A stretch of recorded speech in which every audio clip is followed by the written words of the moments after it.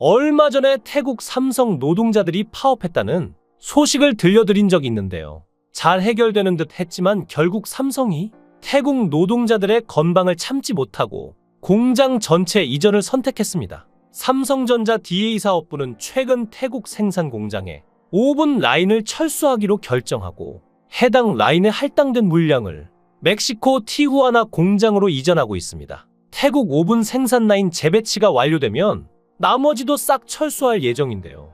삼성전자의 전기 가스 오븐과 프리미엄 빌트인 제품인 데이코는 80% 이상이 미국과 유럽에서 판매되는데 동남아 지역이 멕시코보다 인건비는 저렴하지만 물류비 등을 고려하면 오븐 라인을 미국과 가까운 멕시코에 집중하는 게 낫다는 판단으로 해석할 수도 있는데요. 태국이 삼성에게 어떻게 했는지를 다 아는 우리 입장에서는 누가 봐도 삼성이 열받은 거죠. 태국에서는 예상하지 못했지만 처음에는 너희들 나가도 상관없다고, 중국, 일본이 있으니 한국 따위는 있으나 없으나 똑같다고 당당하게 굴었는데요. 이렇게 말하면서도 한국 대기업들이 설마 진짜 태국을 떠날까 싶었던 것이죠. 하지만 실제로 떠나버리자 이제 태국이 당황해서 다시 돌아와달라고 애원 중인데요. 그럴 수밖에 없는 이유가 있습니다. 우선 태국은 자신들이 뭘 만들기보다 다른 나라에서 만든 걸 수입하는 게 대부분인데요. 국민 3분의 2가 농사를 짓고 있으니 제조업이 약할 수밖에 없죠. 특히나 LG전자의 태국 법인은 1998년부터 태국에서 공장을 운영하며 태국 내수 시장을 담당했는데요. LG전자 태국 법인이 생산하는 세탁기와 에어컨 등은 세계적으로 품질을 인정받고 태국에서는 대체제를 찾을 수 없는 정도입니다. 여기 공장에만 2,000여 명이 일하고 있는데 이 공장이 철수하면 무려 2,000명의 실직자가 나오며 이로 인해 가족들이 당장 굶을 위기에 처합니다. 가게가 흔들리게 되는 것인데요. 특히나 태국은 저축이라는 개념이 없어 하루 벌어 하루 먹고 사는 게 대부분이죠. 심지어 한국 기업이 태국에 투자하는 규모를 보면 어마어마한 수준인데요. 태국 산업부동산정보부에서 발표한 내용에 따르면 한국 기업들이 전기차, 전자제품, 반도체 등 다양한 분야에 70억 달러를 투자했는데요. 이는 무려 10조에 달하는 금액입니다. LG전자는 약 1,011억 원을 투자해 전자제품 생산 공장을 건설할 계획이었고 삼성전자는 약 572억 원을 투자해 반도체 생산 공장을 건설할 계획이었습니다. SK하이닉스는 약 337억 원을 투자해 반도체 연구개발 센터를 설립할 계획이었고 현대자동차는 약 337억 원, 기아자동차는 약 190억 원을 투자해 자동차 공장을 건설할 것이었는데요. 투자금도 투자금이지만 여기서 오는 일자리 창출을 생각하면 이런 대기업들이 태국에서 철수했을 때 태국 입장에서 얼마나 손해가 막심한지 아실 겁니다. 말 그대로 완전 망해버리는 것이죠. 심지어 우리나라에서 만든 공장들은 대부분 방콕 외곽 지역에 있기 때문에 지역 활성화를 해준다는 점에서 특히나 태국이 기대를 한 부분이었는데요.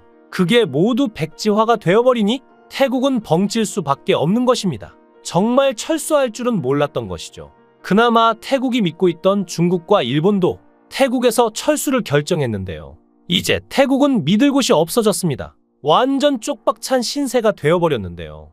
미국이 동남아시아에 진출한 중국 태양광 기업들의 관세 우회로를 막으려는 움직임을 보이자 중국 기업들이 철수를 결정한 것이죠. 중국 태양광 1위 업체인 융기실리콘은 태국의 한 시설에서 5개 생산 라인을 모두 중단한 후 이번 주부터 공장의 활동을 전면 중단할 것이라고 중국 언론이 보도했는데요. 중국 동부 장수성에 본사를 둔 트리나솔라 역시 태국에 있던 공장을 폐쇄한다는 소식을 알렸습니다. 또 태국의 오랜 우방인 일본마저도 철수를 결정하며 타격을 줬는데요. 방콕 인근 라용 지역에 있는 스즈키 태국 공장은 12년 전 설립됐고 연간 생산 능력은 6만 대이며 약 800명이 근무 중인 큰 공장이죠. 하지만 스즈키는 태국 공장을 폐쇄하고 다른 나라에서 전기차와 하이브리드 차를 생산하는 것에 집중하겠다고 했는데요. 사실 태국은 자국 자동차 브랜드는 없지만 연 400만 대 규모의 생산 능력을 보유한 동남아 주요 자동차 생산국입니다. 2022년 기준 세계 자동차 생산 10위, 상용차 생산 4위로 아시아의 디트로이트로도 불렸던 나라였죠. 실제로 도요타, 혼다 등 일본 브랜드, 점유율이 90%를 웃돌 정도로 압도적이던 태국 자동차 시장이었지만 일본 공장들이 하나 둘 철수하면서 태국 경제가 급속도로 망하기 시작했는데요.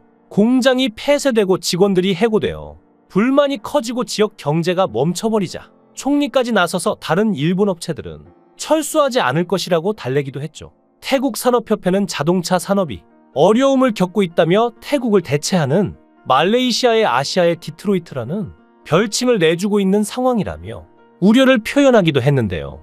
여기에 우리나라의 대기업들까지 철수를 결정하니 직격탄을 맞은 것입니다. 태국에서 철수한 우리나라 기업들만 해도 CJ, 롯데면세점, 현대홈쇼핑이 있고 베스킨라빈스나 JYP 같은 기업들도 현재 태국 철수를 결정한 상황입니다. 그러다 보니 태국 정부는 어떻게든 폭망한 상황을 극복하기 위해서 정책을 내야 했는데 여기서 또 다시 최악의 수를 두는 선택을 했죠. 바로 공항 입국 면세점 폐쇄한 것인데요. 방콕 수완나품 공항, 돈무안 공항과 함께 치앙마이 푸켓 등 8개 공항 입국 면세점을 폐쇄해버렸습니다. 믿기 힘든데요.